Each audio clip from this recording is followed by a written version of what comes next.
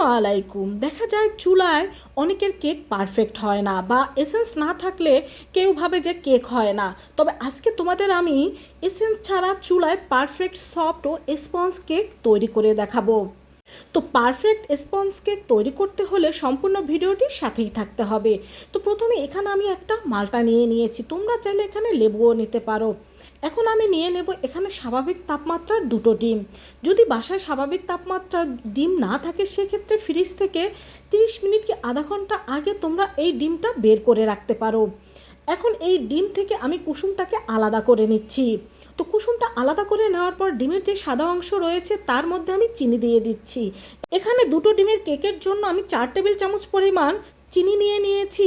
প্রথমে আমি এখানে অর্ধেক চিনিটা দিয়ে দিয়েছি। এই চিনিটা ভালোভাবে বিট করে নেওয়ার পর বাকি অর্ধেকটা চিনি আমি এর মধ্যে দিয়ে দেব। তো এই চিনিটা এমনভাবে বিট করে নিতে হবে যেন সম্পূর্ণ চিনিটা পারফেক্টভাবে গলে যায়। তো ডিমের সাদা অংশের সাথে চিনিটা বিট করে আমরা পারফেক্ট একটা ফোম তৈরি করে নিয়েছি। আর ফোমটা পারফেক্ট না হলে কিন্তু কেকটা স্পঞ্জি হবে না।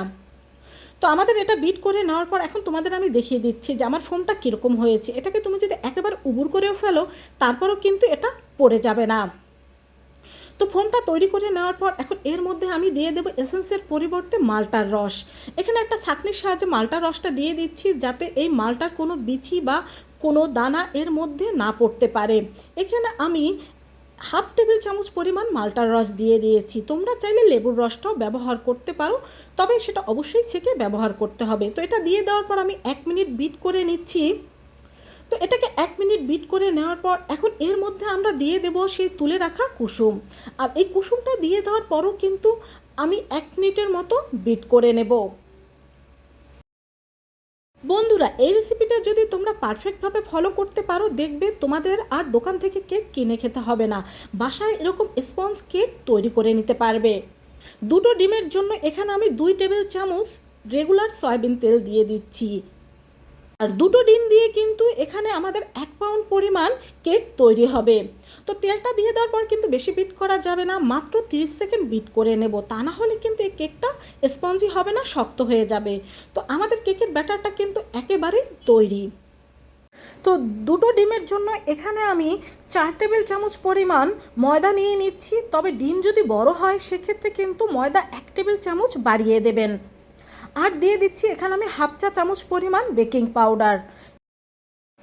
এই বেকিং পাউডার আর ময়দাটাকে অল্প অল্প করে চেলে নিয়ে এই ব্যাটারটার সাথে আমরা ভালোভাবে মিশিয়ে নেব, তবে অবশ্যই হালকা হাতে ভালোভাবে মিশিয়ে নিতে হবে।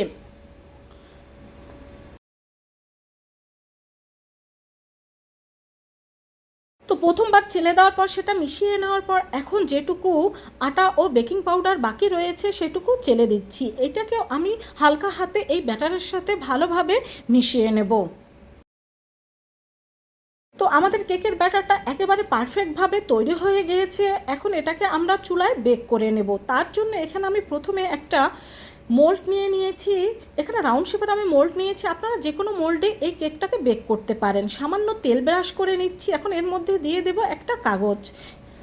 এই কাগজটা দিয়ে দেওয়ার পর এখন এর মধ্যে আমরা সেই কেকের ব্যাটারটা দিয়ে দেব। বন্ধুরা, অনেকেই তোমরা ভেবে থাকো কেক বানানো একটা কঠিন কাজ, তবে এইভাবে করে যদি বানিয়ে নাও দেখবে কেক বানানো খুবই সহজ মনে হবে। তো ব্যাটারটা দিয়ে দেওয়ার পর আমি সামান্য একটু ট্যাপ করে নেব যাতে এর ভিতরে কোনো বাবলস না থাকে। তো এটাকে এখন ট্যাপ করে নিয়েছি আমি। আর চুলায় আমি এর মধ্যে বসিয়ে দিয়েছি একটা হাঁড়ি। এখানে আমি একটা সিলভারের হাঁড়ি নিয়েছি। তোমরা যে কোনো পাত্রে তোমাদের মোল্ড বসানো যায় এরকম যে কোনো পাত্রে এই কেকটা বেক করতে পারো। এখন এর মধ্যে আমি একটা স্ট্যান্ড দিয়ে দিয়েছি আর স্ট্যান্ডের উপর কেকের মোল্ডটা দিয়ে দিয়েছি। তো এর উপর এখন একটা ভারী কিছু দিয়ে দেবো যাতে ভিতরের তাপ বাইরে বের না হতে পারে। আর এই কেকটা বেক হতে আমাদের 30 থেকে 35 মিনিট সময় লাগবে, এর বেশি সময় প্রয়োজন হবে না। তো ফিরে আসলাম এখানে আমি 30 মিনিট পরে। 30 মিনিট পরেই কিন্তু আমার কেকটা পারফেক্টভাবে বেক হয়ে গিয়েছে। তো দেখেই বুঝতে পারছো যে কেকটা কতটা পারফেক্টভাবে বেক হয়েছে। তো এখন একটা শাঁসলিক কাঠি দিয়ে তোমাদের এই কেকটা আমি চেক করে দেখিয়ে দিচ্ছি। দেখো, কাঠির সাথে কিন্তু কোনো প্রকার ব্যাটার লেগে আসছে না, তার মানে আমাদের কেকটা পারফেক্টভাবে বেক হয়ে গিয়েছে। এখন এই কেকটাকে চুলা থেকে নামিয়ে আমরা এটাকে ঠান্ডা করে নেব। তো এটাকে ভালোভাবে ঠান্ডা করে নেওয়ার পর এখন একটা ছুরির সাহায্যে চারপাশটা ভালোভাবে ছাড়িয়ে নেব। আর চারপাশটা ভালোভাবে ছাড়িয়ে এটাকে আমরা মোল্ড আউট করে নেব। তো চারপাশ আমি এর মধ্যে ছাড়িয়ে নিয়েছি। এখন এর উপরে একটা প্লেট রেখে এটা আমরা উল্টে নেব। আর উল্টে নিলেই এই কেকটা মোল্ড আউট হয়ে যাবে। তো বন্ধুরা, দেখতেই পাচ্ছ আমাদের কেকটা কতটা পারফেক্টভাবে বেক হয়েছে। এই কেকটা কতটা স্পঞ্জি ও কতটা সফট হয়েছে সেটা আমি তোমাদের দেখিয়ে দিচ্ছি। দেখেই বুঝতে পারছো যে কেকটা কতটা পারফেক্ট হয়েছে। তো এখন এই কেকটাকে আমি তোমাদের কেটে দেখিয়ে দিচ্ছি। বাসায় যদি হুবহু দোকানের মতো পারফেক্ট কেক তৈরি করে নেওয়া যায়, তাহলে দোকান থেকে আমরা কেন কেক কিনতে যাব? বন্ধুরা, তোমরা হুবহু এই রেসিপিটা ফলো করে এইভাবে কেকটা তৈরি করে নেবে। দেখবে তোমাদের কেকও আমার কেকের মতো পারফেক্ট হবে। তো বন্ধুরা, ভালো লাগলে অবশ্যই কমেন্ট করে জানাবে, বন্ধুদের সাথে শেয়ার করবে। আর এই কেকটা আমি কেটে তোমাদের দেখিয়ে দিচ্ছি। দেখো কতটা পারফেক্টভাবে তৈরি হয়েছে আমাদের এই কেক।